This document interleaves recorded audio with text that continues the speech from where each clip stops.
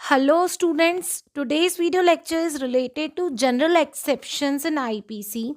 But first we will see the previous year question of UGC NET on IPC, that the following points fall under general exceptions. Point A, act done by a person bound by law.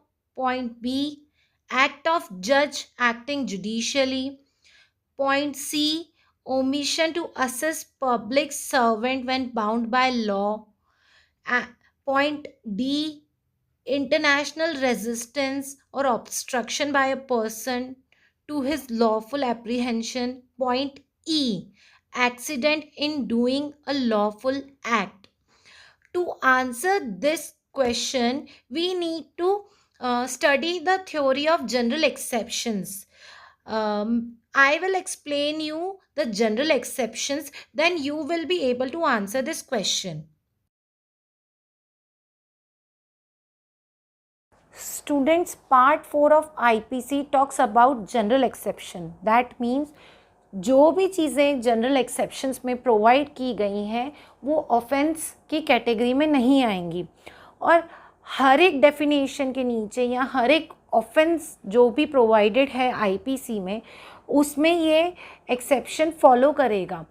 Her definition will be followed by general exception. Offence describe होगा, उसके नीचे general exception कि ये चीज़ें offence की category में नहीं आएंगी. उसके लिए पहले हमें जनरल एक्सेप्शन समझने होंगे. Student, section 76 mistake of fact की बात करता है. दैट मीन्स अगर किसी पर्सन को लगता है कि मैं बाउंड बाय लॉ हूँ, मुझे ये काम करना ही पड़ेगा क्योंकि मैं बाउंड बाय लॉ हूँ, अगर मैंने नहीं किया तो गलत होगा. एग्जाम्पल, मुझे मेरे सुपीरियर अथॉरिटी ने ऑर्डर किया है कि इस मॉब पे फायर करो. अब मैं बाउंड बाय लॉ हूँ तो मुझे ये काम करना पड़ेगा. या मिस्टेक ऑफ फैक्ट हो बात, पर मिस्टेक ऑफ लॉ नहीं होना चाहिए क्योंकि mistake of law is no excuse. तो अगर मैं बाउंड बाय लॉ हूँ, अगर उसके उस भ्रम में आके मैंने वो काम किया है तो वो ऑफेंस की कैटेगरी में नहीं आएगा, ये जनरल एक्सेप्शंस में आएगा. सेक्शन 77, एक्ट ऑफ जज व्हेन एक्टिंग जुडिशियली. अगर जज अपनी पावर, अपनी पोजीशन के अंडर गुड फेथ में कोई काम कर रहे हैं, एग्जाम्पल अगर जज ने किसी को सज़ा प्रोवाइड करी है तो वो एक ऑफेंस की कैटेगरी में नहीं होगा, वो अपनी ऑफिशियल कैपेसिटी में काम कर रहे हैं तो वो जनरल एक्सेप्शन के अंडर कवर्ड है.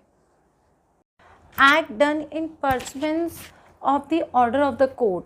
एग्जाम्पल, कोर्ट का कोई ऑर्डर है, उसे एग्जीक्यूट करने के लिए कोई इंसान कोई काम करता है. एग्जाम्पल, कोर्ट का ऑर्डर है कि ए को अरेस्ट किया जाए, ए को कन्विक्ट किया जाए, तो जो बंदा उस ऑर्डर को एग्जीक्यूट कर रहा है उसके ऊपर कोई लाइबिलिटी नहीं है, उसने तो कोर्ट के ऑर्डर के अकॉर्डिंग किया है. एग्जाम्पल, जल्लाद ने किसी को फांसी दी है तो वो कोर्ट के ऑर्डर के एग्जीक्यूशन में किया है, उस पर कोई पर्सनल लाइबिलिटी नहीं आएगी. सेक्शन 78 इस बारे में बात करता है. Act done by person justified by law और by mistake of fact believing himself justified by law. ये सेक्शन मिस्टेक ऑफ फैक्ट का सेक्शन है. सेक्शन 76 भी मिस्टेक ऑफ फैक्ट की बात करता है, सेक्शन 79 भी मिस्टेक ऑफ फैक्ट की बात करता है. दोनों में डिफरेंस ये है कि 76 में मैं बाउंड बाय लॉ थी, मतलब मुझे मेरे सुपीरियर ने ऑर्डर किया था कि इस मॉब पे गोली चला लो, तो मैंने चला लिया क्योंकि मुझे लग रहा था मैं बाउंड बाय लॉ हूँ 76 में. अब 79 में मैं जस्टिफाइड बाय लॉ हूँ, मैं मेरे मन से कर रही हूँ और मुझे लगता है कि मैं जो एक्ट कर रही हूँ वो लॉफुल एक्ट है. एग्जाम्पल, दो लोग लड़ रहे थे, ये कल्प्रिट है और ये बेचारा अपने प्राइवेट डिफेंस में से मार रहा था. तो जब ये इसको मार रहा था उस टाइम पे मुझे लगा कि ये कल्प्रिट है और मैंने इसको रॉन्गफुल कन्फाइनमेंट में रख दिया, मैंने इसे पकड़ लिया, कैद कर दिया. अब देखा जाए तो मुझ पे रॉन्गफुल कन्फाइनमेंट का वो केस लगना चाहिए. मैंने ये वाला एक ऑफेंस किया है कि मैंने उसको कैद करके रख लिया रॉन्गफुल कन्फाइनमेंट में, बट मैं 79 का डिफेंस लेते हुए बोल सकती हूँ कि उस टाइम मुझे ऐसा लगा, मिस्टेक ऑफ फैक्ट, मुझे ऐसा लगा कि ये इसको मार रहा है तो शायद ये बुरा इंसान है, ये कल्प्रिट है। तो अगर मैं इस टाइम पे सेक्शन 79 का डिफेंस लेती हूँ कि मैं जस्टिफाइड बाय लॉ थी, एक देश के नागरिक होने के नाते मुझे एक सही इंसान के फेवर में एक्शन लेना चाहिए, तो मैं 79 का डिफेंस इस केस में ले सकती हूँ। Section 80 accident in doing a lawful act.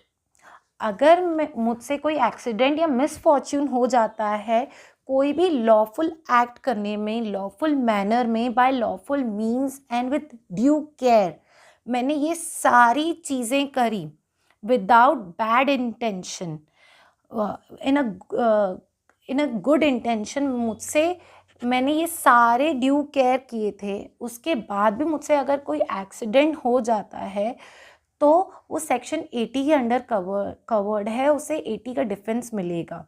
Example, एक पर्सन ट्री काटता है एक हैचेट से और उसे नहीं पता था कोई बंदा यहाँ से गुजरेगा, इतने में वो हैचेट उसको उसके ऊपर जाकर लग जाती है और वो उसी टाइम मर जाता है, तो ये मर्डर की कैटेगरी में नहीं आएगा। ये मिसफॉर्च्यून हुआ, एक्सीडेंट हुआ कि वो लॉफुल एक्ट कर रहा था, लॉफुल मैनर में कर रहा था, ड्यू केयर था कि यहाँ से कोई गुजरने नहीं वाला है, वो ट्री कट कर रहा था, इतने में हैचेट छूट के किसी बंदे को लग जाती है, तो वो ये जो एक्ट है वो सेक्शन 80 के अंडर कवर्ड होगा और इस सामने वाले बंदे को 80 का डिफेंस मिलेगा। Section 81 is necessity. मैं इंटेंशनली किसी हार्म को कॉज कर रही हूँ, मतलब मैंने ज़बरदस्ती एक हार्म कॉज किया, बट मैंने किसी बड़े हार्म को प्रिवेंट करने के लिए वो हार्म कॉज किया।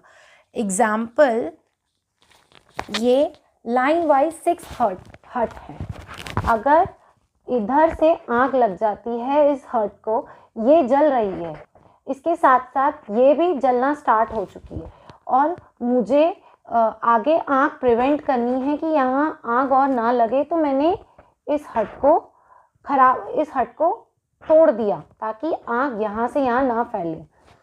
तो मैंने क्या किया, बाकी हट्स को प्रिवेंट करने के लिए आग से मैंने इस हट को डैमेज किया। क्यों डैमेज किया? ताकि आग और ना फैले, यहाँ के लोगों को कुछ हो ना, इसीलिए मैंने किया तो इंटेंशनली, लेकिन मैंने एक बड़े हार्म को प्रिवेंट करने के लिए किया। तो ये मेरी नेसेसिटी थी कि मुझे उस हट को गिराना पड़ा, अदरवाइज ज़्यादा बड़ा नुकसान हो जाता। तो मैं इस टाइम पे सेक्शन 81 का डिफेंस ले सकती हूँ। Section 82 and 83 very important sections. 81 भी बहुत इंपॉर्टेंट सेक्शन था, नेसेसिटी वाला। अब 82 and 83 talks about act by child. Nothing is an offense done by child under 7 years of age.